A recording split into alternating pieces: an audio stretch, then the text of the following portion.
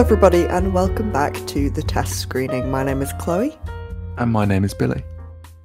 So we're going to jump straight in and talk a little bit about the Cannes Film Festival, which has been going on. You might have seen some of the news stories coming out about the releases on your Instagram feeds. So Billy, talk us through a little bit about some of the things that have been happening at Cannes. Well, probably the hottest topic that's straight out of Cannes right now is that we've had the world premiere of Martin Scorsese's new mammoth 3-hour and 26-minute crime epic, Killers of the Flower Moon, starring Leonardo DiCaprio, and centering around a true story, really, of a terrible chapter in American history, where there was a Native American community called the Osage community, and how there's several of the members of the community suddenly started dying under mysterious circumstances, and how a lot of the local, law enforcement turned a blind eye, but eventually sort of started this mammoth operation, this investigative operation involving J. Edgar Hoover and the FBI. And it comes at a stage in Martin Scorsese's career where he's looked to reflect a lot on the violence and criminal lifestyles that he's portrayed on screen so far. You get this very elegiac look at mafia life and toxic masculinity in The Irishman just a few years ago, and now we appear to have something that's even more sobering, and looking at how this discrimination in this community, and how a lot of American society at that point in time was complicit in it. And I think, like a lot of people, I was very intrigued to see how it would fare at the festival. Given his track record, I wouldn't have expected anything less than total greatness. But it is a great joy to me and several other film fans that we know. It's been a runaway success so far. 9-minute standing ovation. We'll talk about those in a minute, by the way. Yeah. Let's. It's my bugbear about these we'll get into it. We'll get into it later. Sorry, carry on. No, I hate it too. It's I don't. It's not something I view with reverence or joy, or something that I endorse either. So it's premiered to 5-star reviews across the board. A lot of people calling it one of the most reflective and moving films in Martin Scorsese's entire filmography. That it a couple that complain about the runtime, but others that say it's totally justified. The reception overall has been totally rapturous, and I actually saw an interesting review of Robbie Collin of The Guardian saying that he's wondered for a long time if when all said is done, if Martin Scorsese will be objectively the greatest filmmaker that ever lived, and how seeing Killers of the Flower Moon has not dispelled that theory, which is a bold statement. And aside from it being another excellent addition to Martin Scorsese's filmography, I'm very intrigued to just see this chapter of American history in Oklahoma in the 1920s, and just see what else there's in terms of historical fiction this has to offer there. Well, not historical fiction, but historical drama. Another thing that happened at Cannes, which I thought was quite interesting, is that we're seeing Johnny Depp's return to screen. His return to the screen has been a subject of much controversy, obviously because of the huge trial that everybody was involved with between him and his ex-wife and Amber Heard. I think it's quite strange. Again, another 10-minute standing ovation moment for him, and also some controversy around the director, kind of him saying that he feels like Hollywood rejected him or cancelled him. And I don't know, what are your thoughts? Are you gonna be watching the film, do you think? What do you think about him coming back? Well, I've been quite glad actually to see him be embraced so wholeheartedly by the community. I mean, whilst I don't think he was a total saint in terms of his relationship with Amber Heard, he certainly, has made mistakes. I do see him in the details that came out about their relationship in the trial as a victim of domestic abuse and manipulation by a narcissist. And I think he laid a lot of mistakes he'd made bare. The text messages being particularly brutal, and some of his drug taking and alcoholism too. I think in being so completely honest and open about his own mistakes and his own sort of ordeal at the hands of Amber Heard, I am quite delighted really to see his return and his career hopefully restored to former glory. Jean du Barry is that's what it was, not Jean Page. What am I on about? Maybe Reggae Jean Page. Reggae Jean Page. No, it's in my head from Dungeons and Dragons. Yeah. He's playing King Louis XV, yes, he is. Which I think is an interesting choice. But one of the things that's proved quite controversial, which isn't necessarily completely Johnny Depp's fault or linked to him, is how the drama's director is a French filmmaker known as Maïwenn, I think is how you pronounce her name, and she recently admitted to spitting in a journalist's face following reports accusing her ex-husband of Luc Besson of rape, but the French Court of Appeal had dismissed all the allegations against him in May of last year. And there's been some incidents with some quite hostile incidents between her and the press. So to see Johnny Depp kind of associated with some figures who are connected to some quite heated issues that aren't that dissimilar from a lot of what he faced in the defamation trial, it's kind of maybe not casting him in the best light. But I do think it's important to make a distinction between the fact that his role in the film and his role in the artistic work, and the personal lives of some of the people who are involved in the making of the film and how they're perhaps responding to this publicly in not the most healthy way. Yeah, I still haven't made my mind up about the Johnny Depp Amber Heard thing. My ending opinion, I think, was just to say they were both as bad as each other. But I think everyone deserves a second chance. I think the thing that annoys me is that I've heard stories about his on-set behaviour and him kind of not putting the work in the same way that he used to as a young actor. And I mean, part of me kind of hopes that a film like this, a French film or an indie film, maybe that will reignite that spark, because I feel like the last few performances we've had from him have just not been it. He's just not been good, in my opinion, for quite a while. He's kind of been coasting.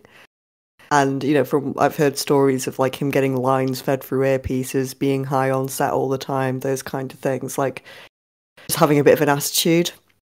So I'm kind of hoping that with this new chapter that he has grown as a person, but also as a performer, and maybe this can be the start of kind of a new age for him, where we start seeing a little bit more character than his usual shtick, which I am tired of. But I mean, okay, let's just quickly go into these 10-minute standing ovations. What the heck is that about? People have places to go. Why are we clapping? That your hands will get tired. They get it. It's good. Why? I feel every time it happens, it loses its impact just that little bit more. It's like if a film it got a 7-minute standing ovation at Cannes, like, didn't they all get a 7-minute standing ovation at Cannes? It seems to be all that they talk about. It does feel as though that's all we ever hear about happening at Cannes. It's just like, oh, this film got 7 minutes, this film got 9 minutes, this film got 14 minutes. It's just like, feels like the response to a film is just sometimes, quantified by, the amount of minutes that the film was giving standing ovations for. I always found it baffling as to why exactly this happened, and I've read a lot of interesting and listened to a lot of interesting takes on this by critics, saying that oftentimes it's the fever of being in the biggest film and most prestigious film festival in the world, and just shooting from one film to another and being kind of in like a cinematic daze almost, and just not being in necessarily the soundest state of mind when viewing these films, and also the fact that some of the lines to get into these screenings are ridiculous. Like I've seen some pictures on Twitter of the line to get into Killers of the Flower Moon, and it's like more intense than the line to get into any concert I've ever seen, and actually so there's almost like a battle to get into the screening itself, and obviously that because it's often the first time you see these films internationally, and they're up for the Palme d'Or, which is the biggest film award outside of an Oscar. All this there's this melting pot of things that will heighten the excitement, heighten the thrill, and kind of the sense of being in the room leads. I'm in this really important film and room in the terms of the Hollywood calendar, leads people to react like that. And I read something from a critic once that said it's almost like they're clapping, or when the review comes out, that they're reviewing being in the room and being in that space, that electric kind of atmosphere, rather than the actual film itself. It's like I can promise their you, reactions. if I'm ever in a screening at Cannes, I am sneaking out the back while they're having their 10-minute clap so that I can avoid the queues and get myself some food before anyone else. That is how my mind works. I'm just like, no, I'm leaving. I'll clap a bit. If it's a good film, I'll clap a bit. Yeah. But then I'm off. No, that's yeah. It's just like I'm not engaging with all that. I think the example, like one of the critics I read about used was the 1995 really dark, really kind of guttural and depraved sort of coming of age drama 1995 film called Kids by Larry Clark, which I think screened at Cannes, I think in competition for the Palme d'Or, perhaps not, but there was sort of it was such a dangerous and sort of transgressive and volatile look at youth, and it was the same sort of thing. People got into this screening and it was sort of the hot topic of the festival, and because of how how it dared people to sort of be shocked and be outraged, and how when people got in the room and sort of their reviews were sort of tainted and coloured by sort of the cultural and attitude towards the film rather than the actual objective quality of it.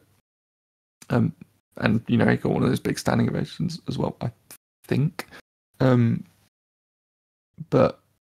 I think at the same time, Lily Gladstone, who, to go back to Killers of the Flower Moon, she is a Native American actor who is, I think, connected or part of the Osage community that the historical killings and crimes happened in, and her being in the film is a big sort of win for Native American representation on screen, indigenous actors representation on screen, and the fact that she got a tremendous standing ovation for Killers of the Flower Moon, I think there's something to be celebrated in that. If it means she got her moment, what, I'll let that slide. I'll let that slide. And also, like, Harrison Ford getting an honorary Palme d'Or is kind of cool. Retrospective award for all his I've heard the Indiana Jones film, isn't it? I've heard some. Yeah, me neither. I think it's debuted to a 52% on Metacritic or Rotten Tomatoes. Mm-hmm. And it just seems like you see all these very big, prominent art house films competing at Cannes, and then you just see Indiana Jones. Yeah, it should have apparently it's quite from drab. The third one should have been The End with Sean Connery. That was a good film. Yes, no, I The Last Crusade. I think The Last Crusade was my favourite for a long years. Yeah, no, it's a great film. I need to watch again. No, the others can get in the bin. Right. Yeah, like Kindling with the Kingdom of the Crystal Skull. No. Thing I do think there's one last thing I do think is worth mentioning is that of the 21 films competing for the Palme d'Or, which by the way is the most films I've ever heard being in competition for the Palme d'Or, 7 of them are directed by females. Mm-hmm. 7 of them are directed by women. A whole third. Which I think, I mean, obviously, like we'd hope for, a few more in an ideal world, but I think that's a big step, and I think that should be celebrated. And given that in the past year or two, so many of the Best Picture nominees at the Oscars, I think Cannes produced 3 of them last year, because so many of the recent heavy hitters at the festival have gone on to have big Academy Award success. Here's hoping that we get some more Oscar representation for the ladies. That would be a really positive thing, just to have more than one woman up for Best Director. That I think that still hasn't happened yet. Like, just to have 2 in the same category being nominated against each other, it just doesn't. Has that happened? I think it has, right. But I think it has maybe been only 1 or 2 people, and I don't think it's happened for a few years. Yeah, we need it to happen again. I think it's maybe more the saying. But on that note, let's move on to some reviews, and we're kicking it off with another Fast and Furious movie. You sound so pleased. I'm kind of at the point where I genuinely couldn't care less, but maybe you can change that. So this is called Fast X. It's not Fast and Furious 10, it's Fast X. And so yeah, what were your thoughts? Is it any good? Right. So how have they made 10 of these? How have they managed to squeeze 10 full features out of a band of strangely righteous, family-centric criminals who repeatedly manage to save the world, basically by driving cool? How? I'm just now as I'm saying this, I'm realizing just how many hows and questions I have relating to the basic existence of these films' stories. Like, how did these guys become spy gadget extraordinaire, agency-certified, world-renowned heroes? Ah, yes, I need to rescue this very important computer chip from the clutches of terrorists, but I must fulfill my quota of 43 drifts and 64 barrel rolls in my bright yellow Dodge Charger before I can do that, because cinema. But then again, when you consider the fact that this series of films that defied the laws of physics so greatly that, and I wish I was making this up, in the 9th entry they drove a Honda into space by strapping a rocket engine to this roof. When you consider that, you start to think, it all kind of starts to make sense. Like, oh, this is how we got here. So, leading on from the last entry, Fast and Furious has now taken the very, very kind of poor characteristic that the Saw franchise, interestingly enough, taken on, where they go to a past event from a previous film and go, oh yes, but this villain who has seemingly been dead and out of the picture for years, and that car that crashed, there was actually a family member in there that you conveniently didn't see in the background that has now come out of the woodwork for revenge, to which I end up emitting the biggest groan on planet Earth. So this time, Jason Momoa's evil genius is after the Toretto family and, Toretto and company, all the various collected, adopted family and friends and criminals. And they, instead of I guess the saving the world partially comes into it, but I will give credit where credit is due, rather than pushing the envelope on ridiculousness even further, because how can you, after the space outing, the intergalactic outing, how can you possibly up the ante? And whilst there is, great silliness on display here, there's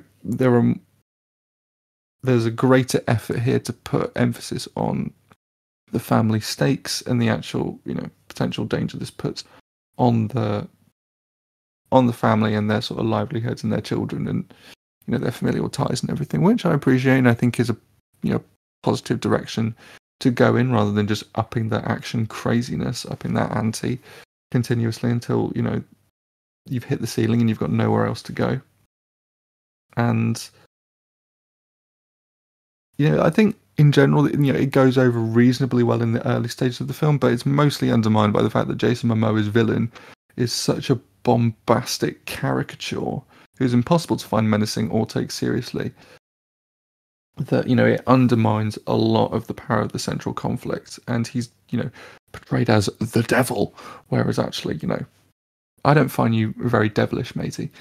So he didn't really do a lot for me there. There's this ridiculous scene where he's talking to two dead bodies, and just in his back garden, basically, as he's like doing some hacking on his computer, and it's so over raw and theatrical and ridiculous and trying too hard to shock the audience. I'm just like, it just seems so totally out of place and doesn't do anything. In fact, it contributes further to undermining him as a villain.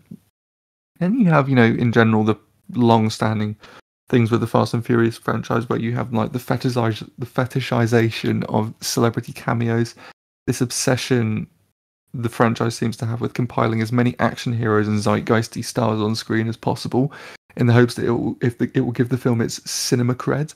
Spoilers, it doesn't. You have the cinematic parasite himself, Pete Davidson, continuing his streak of infecting everything and everything in Hollywood, showing up in an appearance only marginally less cringeworthy than the Cardi B appearance in the last film. How she made it into a Fast and Furious film, I do not know. Cardi B was in a Fast and Furious film. That's hilarious. I didn't either. I watched Fast and Furious 9 in prep for this a couple of days ago, and she's just they're a SWAT team in the back of a van, and then suddenly she takes her helmet off and she's like, I'm here, and I'm just like, what on earth is going on? How is this woman like not even made it into the film, but made it into the film as a SWAT team member? What the hell is hilarious. And I mean, you know what? Out of all of the cameos, Pete Davidson is not the worst person I can think of to show up. No, he's not the worst. I quite like the guy.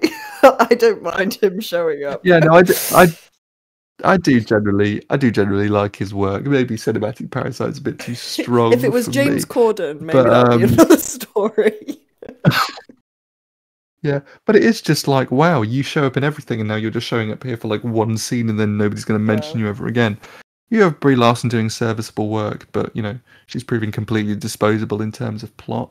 And then you have the shameless like rehashing of the cringy family messaging that supposedly gives the franchise its faux emotional core, but is at this point, it may have gone over better in previous films, but at this point it's so ham-fisted.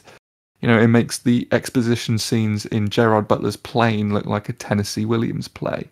It's just like the running jokes about the members of the group being nerdy or stupid, the obnoxiously culturally appropriated Latin rap that like smothers and is booming in the soundtrack. Like, the horse that's being beaten by this franchise isn't just dead at this point.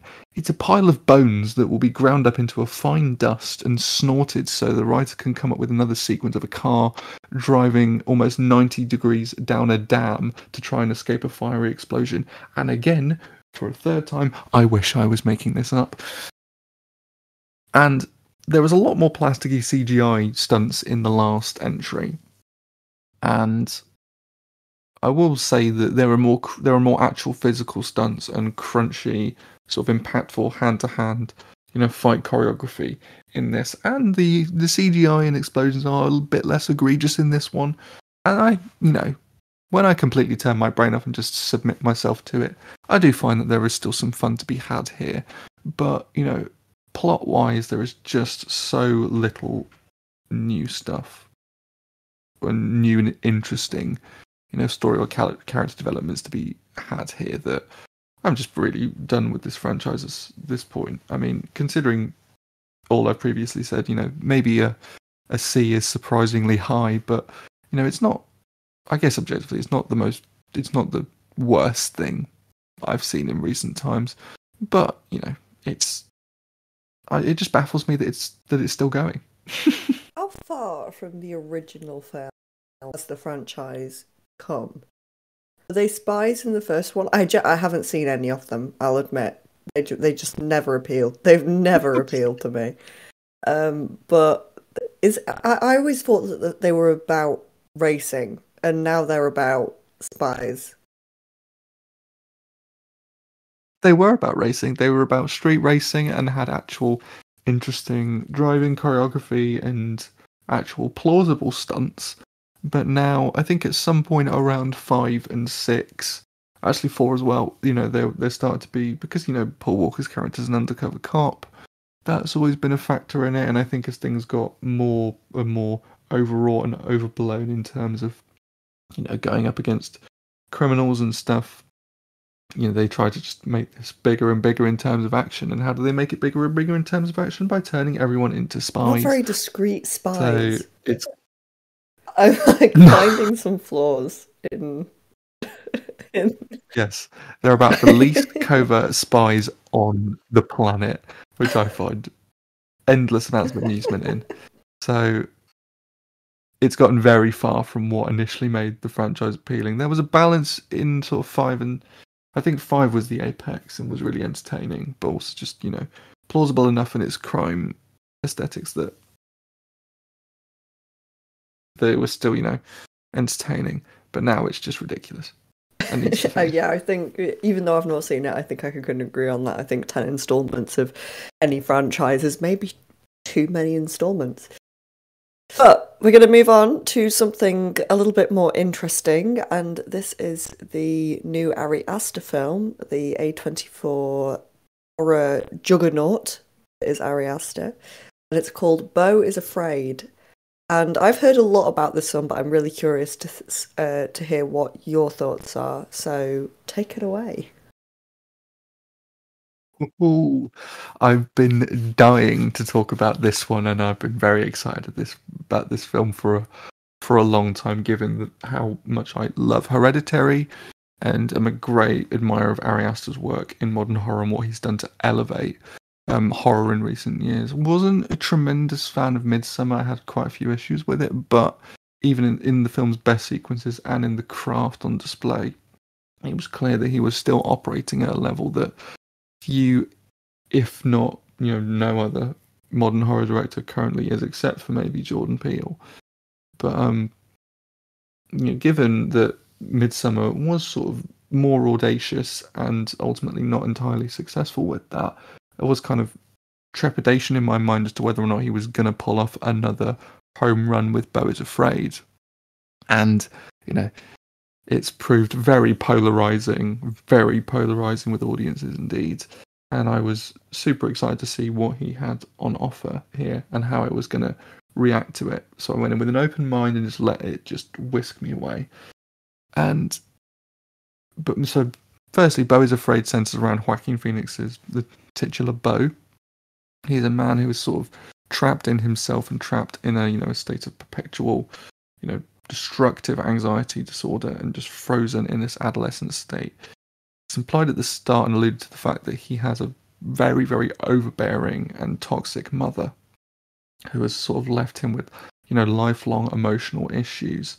And at the start, it's said that he will be returning home to his mother, which is a prospect that films him with, even greater anxiety and sort of sends his stress levels of his disorder through the roof.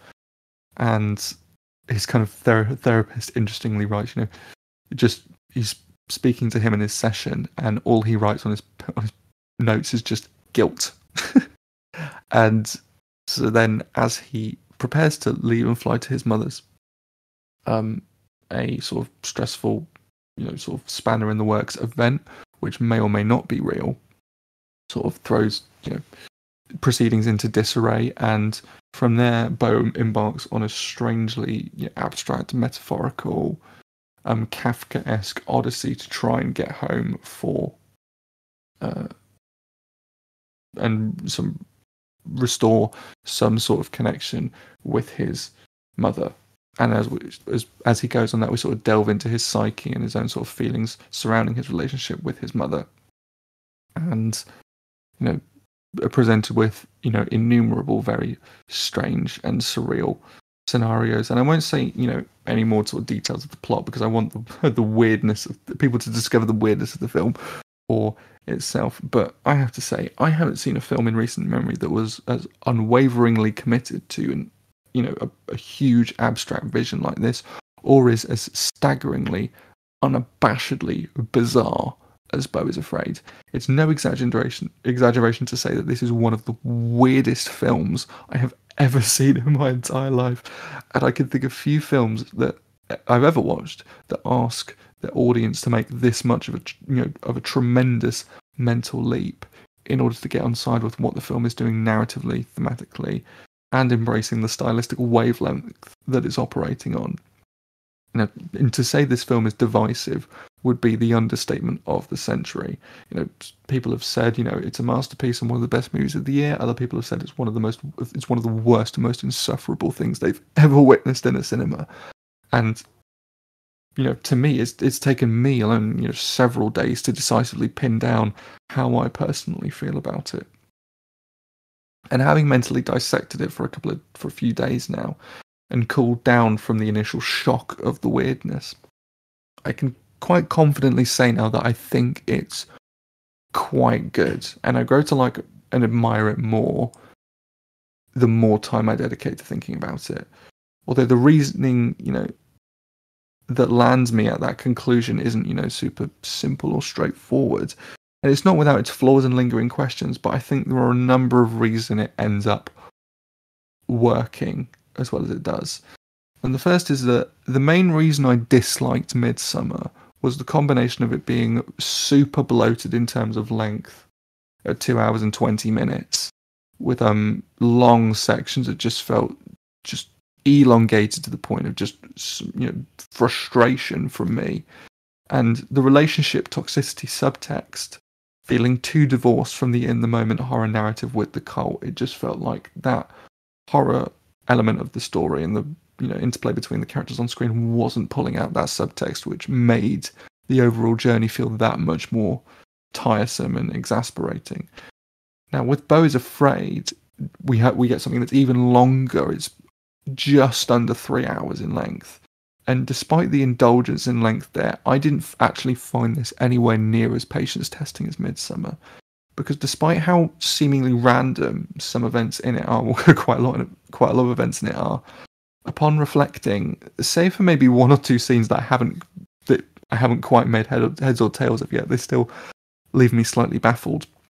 And pretty much every other event, to my eyes, has very clear thematic underpinning and motivation in line with that key theme of, you know, familial abuse leading to a festering anxiety disorder that has destroyed the protagonist's life and, you know, several other lives in the process. This wasn't always clear to me earlier on, I have to be honest, as the second of the film's 4 distinct acts, because they're very kind of distinct separate chapters. Whilst it did, you know, seem purposeful, it did, you know, last longer than it needed to, and I was kind of wondering, yeah, how much is really going on here? You know, how much of this is just, you know, cinematic, you know, wheel spinning. However, the final quarter for me, the 4th of the film's acts, it really, really thoroughly tied together a lot of the film's thematic point, and a lot of the strangeness and seemingly randomness of the events earlier on actually then were then cast in a lot of clarity and a lot of light, with some shocking revelations and sort of powerful peaks in character development. You know, and on further reflection, what that 4th act really brilliantly does is play with the unreliability of Beau as a narrator. You know, I think the easiest way to approach this film is to go, okay, not all of this is going to make logical, you know, real in the moment sense in reality. You know, a lot of it is presented through the lens of a man who views the world not in the same way a regular person does, due to his heightened anxiety and due to his sort of fractured mental state due to the, you know, abuse he has undergone in his life. The film plays with that unreliability with Beau as narrator in that final quarter and leaves great room for some more abstract narrative interpretations that would say that certain events are entirely fictitious, psychological, and don't even happen. I've read some really interesting thoughts online as to what certain events in the film represent, and I think they're every bit as valid as my own ones and other people's that I've seen that are a bit more literal and sort of emotionally grounded. I think the other reason Beau is Afraid works is the fluctuating tension levels and its humour. It's incredibly funny, something that I did not expect going in, even with it being billed as a black horror comedy. But there's so many pitch black, deadpan line deliveries and self-aware observations of how absurd everything is that infuse proceedings with a degree of very twisted fun that makes things genuinely entertaining at points. I think if it hadn't been self-aware as to, at least to a certain degree and it does take itself seriously and it's very horrific in certain scenes, but the fact that it does, pile the comedy on in other sections prevents things from devolving into a purely melodramatically philosophical dirge, which would have made the film for me either a complete bore or just actively insufferable. But the fact that it sees some fun in the madness means that Ari Aster quite clearly hasn't seen or hasn't lost sight of the need for engaging the audience on an entertainment level in order to get them through a piece as as rigorous and as testing as this. The distinct feel of each chapter, it keeps things shifting and interesting. The first has this kind of enthrallingly gripping tension and escalating stress level that surpasses even that of Uncut Gems. The first 45 minutes are some of the most stressful cinema I've seen in a very long time, and it's just so thrilling. It's one of the most thrilling sort of the big extended set pieces are some of the most exciting things I've seen in the cinema this year, and really brilliantly capture having an anxiety disorder like that. And then the simmering tension and melancholy magic of the second and third chapters, and the big operatic climax, along with the constant threading through of the dark humour, makes it tonally quite well rounded. And the quieter sections also help cut deep to the emotional core of the story. The question I do have about Beau is Afraid in relation to its quality in the end is this: when thematic ideas at its core are as archetypal and straightforward as they are, because they're not actually especially complex, when they're quite broad strokes when you get down underneath the meat of the story and kind of look past the abstract symbolism, the ideas are quite simple. When they are as straightforward as they are, did the film actually need to be 3 hours long and so abstract to convey its message, when the characters and relationships aren't exactly brimming with psychological detail? And the answer to that question is probably not. I do wonder if paring down the runtime, diluting some of the weirdness, and fleshing out the intricacies of the mother-son dynamic may have led to a more wholly satisfying work in terms of character development and its meditations on familial trauma. I do think there's a version of the film that, is maybe even, hereditary levels or getting towards that level of quality that is less indulgent, bit more ill-disciplined, less ill-disciplined. That being said, I can't deny that I find gleeful invigoration in just how audacious it all is. The fact that I'm impressed that a director was, had a vision, was given $35 million and a lot of trust to make this, risked alienating his audience this much, and at least for me, came out mostly successful in his narrative tensions at the other side. And actually, the last and perhaps biggest compliment I can give of Beau is Afraid is that reviewing this actually reminded me of how I felt after watching Tenet. Another film that asked tremendous effort from its audience to decipher its narrative secrets and logic. But Tenet was so obnoxiously obtuse in how it sort of pretentiously tripped up the audience and actively tried to confuse them that by the end I had no desire to reflect on it and try to make sense of it all. But with Beau is Afraid, I actually find myself wanting to take part in the discourse, and I'm seeing great rewards in engaging with the very active online discussions that are currently, that are currently happening on interpretations of the plot.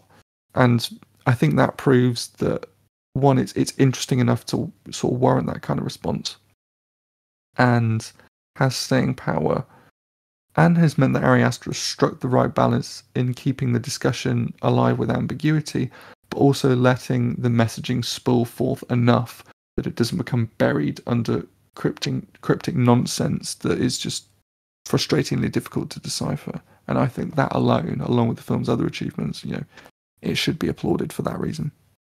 Overall, I think it has potential to grow on me even more with time, but in its current state, I think a B+ is what I'm feeling on this. I'm liking it quite a bit.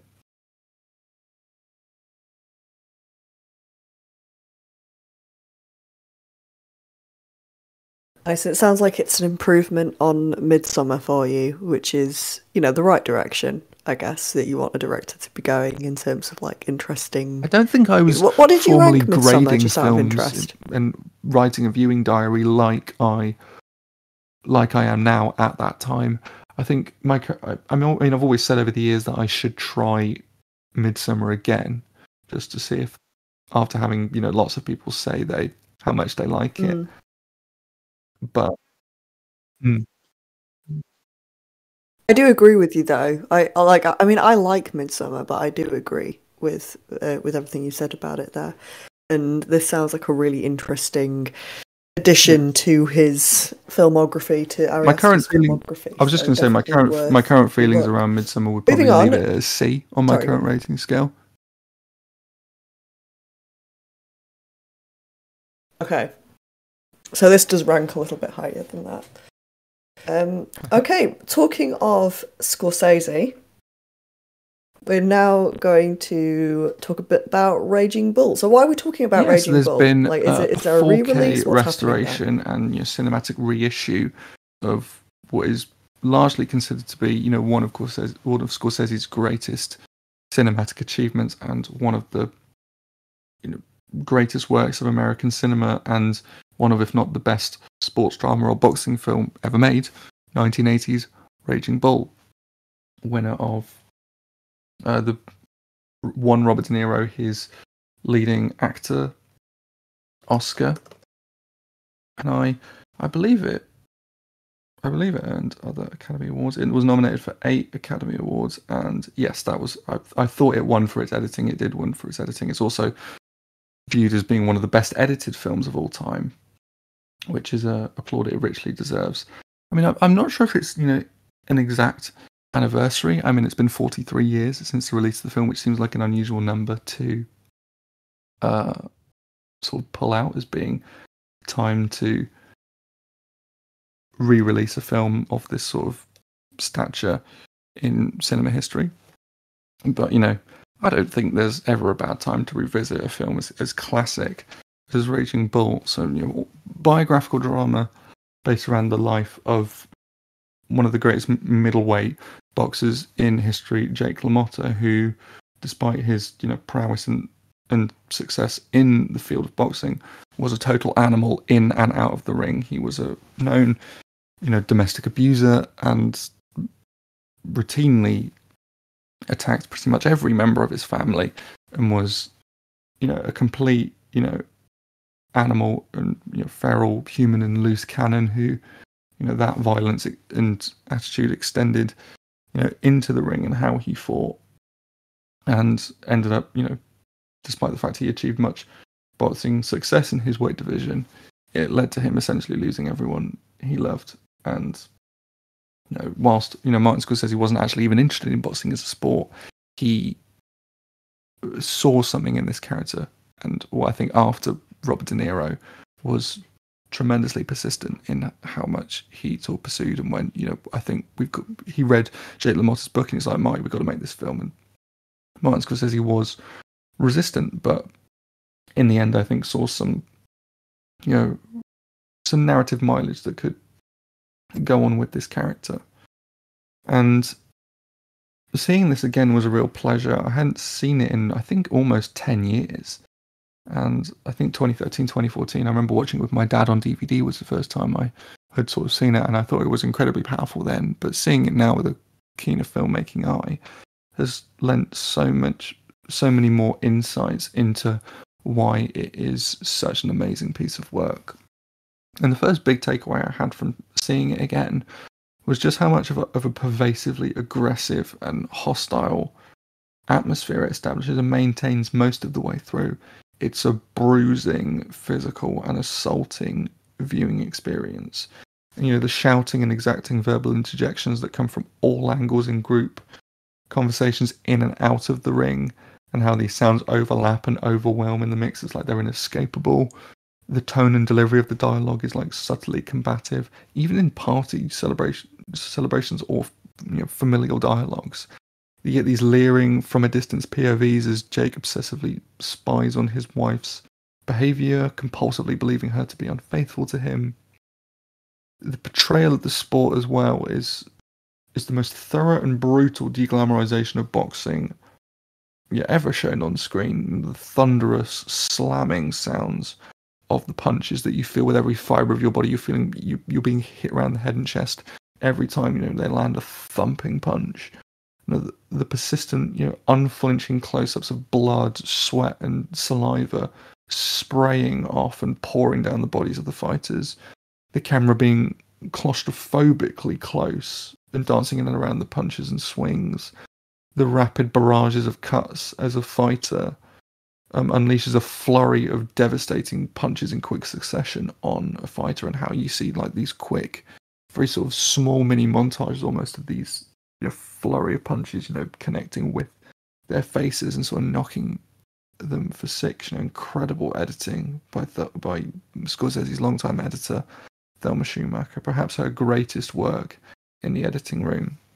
You totally feel the toll that these fights take on the characters in such a viscerally physical way. It's as though you're put through that same ringer with them.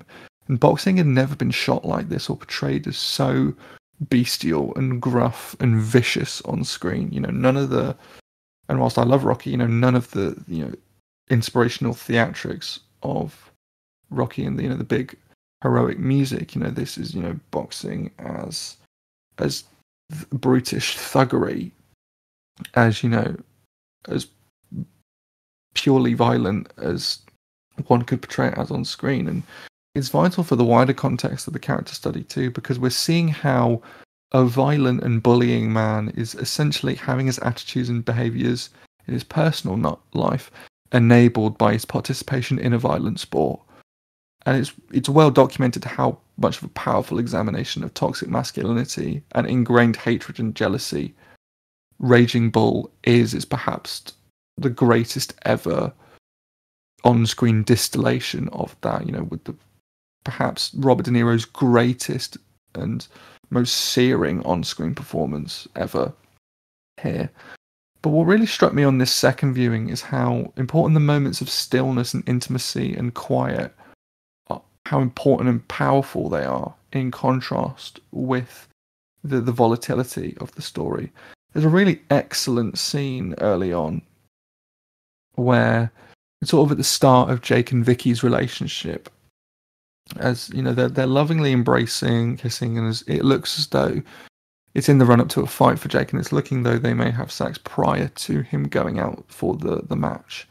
But he's conflicted because of his need for training and being mentally sharp for his fight, and he has to pour ice down his boxers to sort of stop himself from becoming excited and then trying to remain sharp for the fight. But he's kind of also wanting to be very passionate and intimate with his partner at that point. And I think that the intimacy kind of gently stops and starts throughout this scene. And despite how despicable he is for most of the film, here I think you actually see a man who is not completely incapable of love, but is in the early onset stages of seeing jealousy and aggression systematically strip him of any sensitivity and care he might have for somebody close to him. And it's a credit to Robert De Niro's performance that this nuance shines through. And for me, this added a really sort of tragic layer to proceedings, showing that, here is a man who perhaps was doting and loving at one point in time, but due to his own sort of, ingrained emotional issues and sort of the hazy, atmosphere of aggression of the sport he's in and the mental environment he lives in, that is just, ripped out of him piece by piece. An overall observation I did have watching Raging Bull again was that it isn't actually, in the end, the most complex of character studies when you peer in really closely. We don't really see the origins of Jake's rage and what past events may have formulated this, all-consuming anger that sort of perpetually lives within him. I wouldn't say this harms or dulls the impact of the film overall. But if I'm being completely honest, I don't think some added detail here would have gone totally amiss. I think it would have just made the character study that much more well-rounded. But, the impact of Robert De Niro's performance just totally make up for that, even if that's, a slight want or, place where I think the drama could have gone further. And the filmmaking evocation of rampaging anger and the destructive cycle of self-sabotage in and out of sport, it still has the power of a freight train here hurtling down the tracks at 100 miles an hour, and is conveyed through, filmmaking craft of the highest caliber. One of the greatest American directors of all time, at sort of the peak of his creative powers. And it's an archetypal and somewhat broad-stroke story, yes, but the detail and vividness in its atmosphere of hatred and the despondent emptiness that, as Jake's life unravels, and how the latter sections of the story, when he's overweight and not fighting anymore, kind of the film cleverly becomes sort of structurally loose and meandering. It all contributes to Raging Bull being perhaps the greatest cinematic portrait of anger's devastating effects and power. And, if I was making a list of the 200 greatest films of all time, I think Raging Bull would absolutely make it in here. It's a total, not, like I said, perfect. I think some more detail in the past and building out the background of Jake LaMotta as a character could have improved this even further.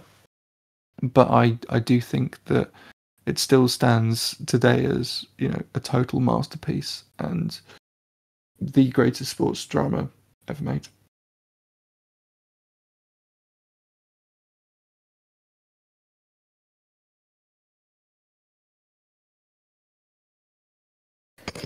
This is reminding me a little bit of, do you remember when we first met at uni and the first yes, it was Taxi Driver, to me was a Scorsese? Taxi, full circle, yes, it was. I remember lending you it on DVD. Do you remember? And full circle moment. Yeah, you did. You lent it to me, and I watched it, and yeah, I hadn't seen. I don't think I'd ever seen a Scorsese full circle by that all these point, years later. So look how far we've come. Full circle moment. Okay, moving on to our final review for this week. I can't wait to talk about this. This is still a Michael J. Fox movie. It's a documentary film about the actor's life, about his struggle with Parkinson's and his family. And yeah, let's get into it. I loved this. I loved it too. I love this. His story seems so primed for a film like this, considering how stratospheric his success was and the catastrophic timing and effects of his diagnosis, and also this kind of streaming zeitgeist of biographical retrospective documentaries that we seem to be, just embroiled in at the moment. He's such a cinematic treasure and a wonderfully inspiring activist that, you hope this documentary would pay sort of respect to that in equal measure and deliver an empathetic lens on him. And I'm so happy to report that it's a wonderful, moving, and respectful and inspiring documentary that pays wonderful sort of tribute to him as an actor and as a person. And there's so many things to love about it. I mean, the editing, for one, is amazing. I hadn't really seen something done like this in a celebrity-driven documentary where you get these deconstructions of real-life dramatic reconstructions of real life events. Archival behind the scenes footage and family videos. But then you get these plus scenes from the actors' films threaded into these dramatic reconstructions as a way of placing the real life actors, real face and body in these dramatic reconstructions of real life events that they obviously don't have contextual footage for. They have to make for the film. And, placing the face of his character in a reconstruction of an old event was so effective, and like lines of dialogue and scenes from his filmography are really ingeniously repurposed and cut in to punctuate the verbal storytelling of real life events. That shot of him awkwardly sleeping in Back to the Future, plus shots of him running through doors in that film, and his work on the sitcom Family Ties are really fantastically used to illustrate his exhaustion and insanity of that intensive shooting process. It's just one example of how they use his filmography as a way to aid the actual storytelling of his life alongside the reconstruction footage and other lines of dialogue that are really cleverly used for you've got to give me another shot, Doc, that's put in to the story of his interview or his audition for Family Ties. There's just brilliant, just such inspired documentary editing here, and the pacing is so well executed and conceived as well. The constant unintended motion that Michael's body is obviously in, and his quite scattershot and sporadic and quick-witted speech patterns lend a certain bustling feel to his interviews. But still, it really brilliantly and tastefully accommodates that, and also uses kind of it to the advantage of the story. The swift jump cutting, enhances his jokes and his spot-on comedic timing. He's so effortlessly funny. I laughed so many times at just his little puns and one-liners on his condition, and it allows that condition to shine through brightly. And I thought the documentary, it had this great motif and thematic focus on motion and stillness in his career and his health and his life. The examination and juxtaposition of the breakneck pace of how his success totally exploded over seemingly overnight, and then his diagnosis and the balance and peace that his family life brings him later in life, and the crushing impact of his diagnosis at the time that it happened as well. It's really evocative, and the rapidity of the earlier montages of his success and talk shows and films are played against these really stark and beautifully still sequences where he movingly describes his love for and support from his wife and kids, and also just scenes where he's locked off shots of him recording the narration for the film and going through physical therapy.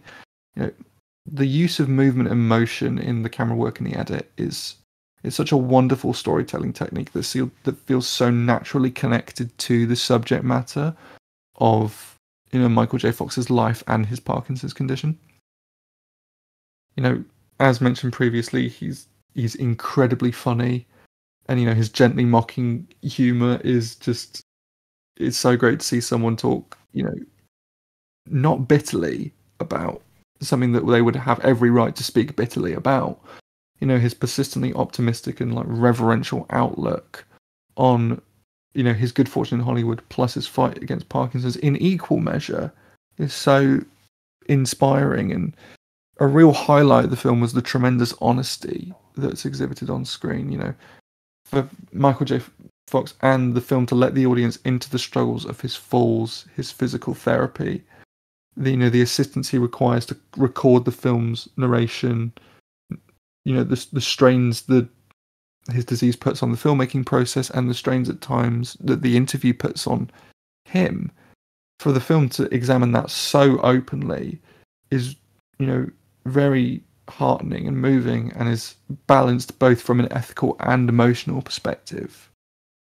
And it helps to add depth, great depth beyond the points of some of the conventional beats of a celebrity-driven documentary that are hitter points here. I mean, if I have a complaint, it's that I think his philanthropic work in the realm of Parkinson's treatment is given short shrift. It shows up very late in the film, like literally in the last 5-10 minutes. And I think it's given not enough screen time. I think the positive impact of it is conveyed well. But the film's already running a compact 87 minutes. And I reckon pushing towards 100 minutes and giving that section of his life more, screen time and detail and building that out a bit more was important, I think, for his story, given how much money and work he has done in the realm of activism and research and campaigning for better treatment and more funding for Parkinson's treatment. And I think it would have benefited the film. Then, that being said, I thoroughly enjoyed this, and it's, it doesn't turn him into a martyr. It's not overly sad, but it also doesn't shy away from the tough parts of this subject matter, but it manages to be funny and uplifting and hopeful, and I just loved it. I loved it. Yeah, I don't disagree with anything that you've just said there. The editing, especially in the use of the archive, I thought was just so clever. I'm the same. I've not really seen it done that well before. Those meshings of different media. And I agree. I really like the way that it showed the ups and downs. It didn't shy away from the fact that he was an asshole sometimes, and I appreciated that. I think sometimes in these celebrity biopics, people do get put on a pedestal, and because it's him telling his story, I appreciated the fact that he was, talking honestly about how his career took him away from his young wife and kids, about how this affected them, and his family is very much in the picture throughout the documentary, which I think is really wonderful. So yeah, I thoroughly enjoyed it. I watched it on a lunch break last week, and it was just about short enough for me to justify it by doing a few emails alongside. And yeah, it's a great film. I'd give it a solid A. I think it's I think it's probably one of the better films I've seen so far this year. And both fans of Michael J. Fox, I think, will get a tremendous kick out of this. But I think just as a story of a man, who was seemingly had his whole life come crashing down around him. As a portrait of someone who doesn't let great adversity and illness, take out or dull the positive aspects of his life. I think it's just really inspiring as a story on that base level alone. And I love that scene towards the start where he leaves his home and he's sort of walking through New York, just the street immediately outside the hotel, and he falls and his physical therapist helps him up. And someone who passes him and obviously recognizes him, goes to help him. And he goes, "Oh, no, I'm okay, thank you." He goes, and sort of remarks, "Oh, no, I hope you're okay, I'm sorry that looked like a nasty fall." And he said, "Oh, don't worry, it's okay, you knocked me off my feet." All those little quips from him about sort of the trials and tribulations of his condition.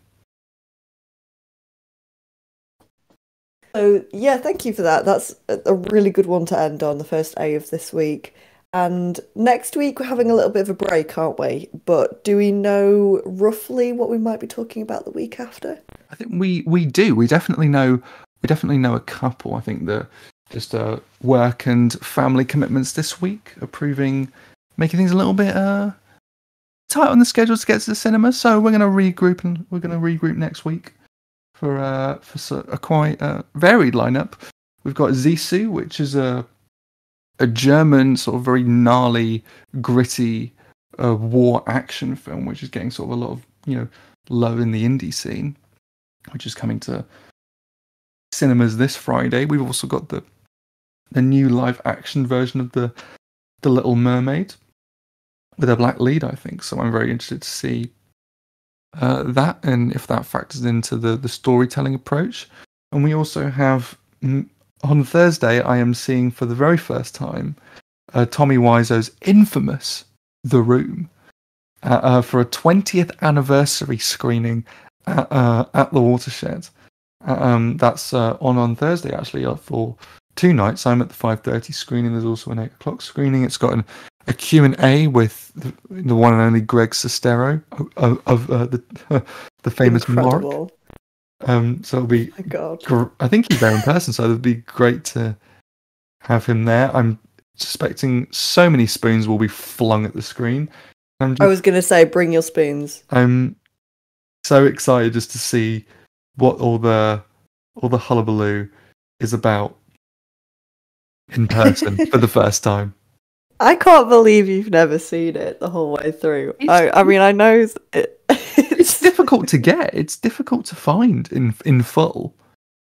Oh, I mean, I'm sure it's on YouTube. It'll be on the internet somewhere. It's It's a ride. It is indeed a ride, and I can't wait to hear you rant about it afterwards. Cocaine Bear level rant. And also, you need to, after you've seen it, you need to watch The Disaster Artist. I have seen The Disaster Artist. You've seen The Disaster Artist, but you've not seen The Room. Yes, it's a bit of a strange sort of runabout there, but I think just having the context, I think just unencumbered by the actual experience of having watched The Room was a very interesting sort of approach to The Disaster Artist. It was almost like I could take the story of one man achieving his dreams just despite everyone telling him he couldn't, just purely on its own terms at that point. But I think this will.